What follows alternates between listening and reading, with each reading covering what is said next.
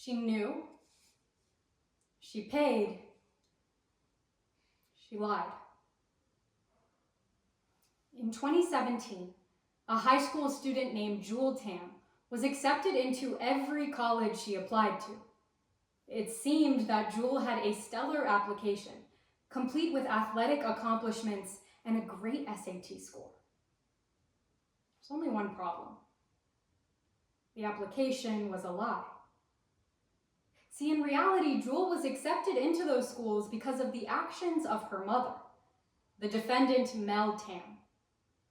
You see, the defendant knew her daughter couldn't get into those schools, so she found a way to cheat the system. She hired someone to create a fake resume, to bribe college officials, and to take the SAT for her daughter. And just like that, the defendant's daughter was admitted into every school she applied to. Members of the jury, it's because of those lies and payments we've charged the defendant with honest services wire fraud. In this case, it's our job to prove to you beyond a reasonable doubt that the defendant used telephone or internet services to intentionally participate in a fraud scheme to get her daughter into college. We will meet that burden today by showing you that the defendant knew about the fraud. She paid to make it happen, and then she lied to cover her tracks. First, she knew. See, members of the jury, today you're going to get to hear from the man who the defendant worked with in order to perpetrate this fraud scheme, an admitted criminal named Spencer Matthew. See, for the past decade, rich parents around the country hired Mr. Matthew in order to help cheat their kids into elite colleges. You'll learn that in early 2016, the defendant hired Mr. Matthew to do exactly that. He told the defendant he could falsify test scores and create a fake athletic profile. That would cost $150,000. In response, the defendant said, "I'm not concerned with the morality." Will you take a check? Next, she paid. See, members of the jury, you'll get to see those checks today that the defendant wrote out, totaling $150,000. You'll see that after the defendant paid up, Mr. Matthew did as he was told. He had someone else take the SAT for Jewel.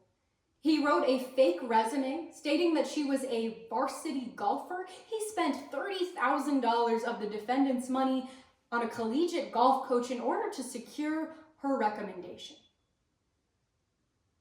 He'll explain that he did all of this because the defendant paid him to do it. Finally, you'll learn that after the defendant got caught, she lied to cover her tracks.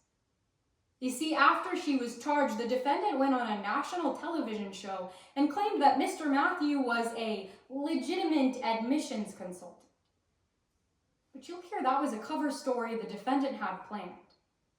See, you'll see the transcript of a conversation between Mr. Matthew and the defendant, where Mr. Matthew said, "If you're approached by the FBI, just tell them you hired me for admissions consulting."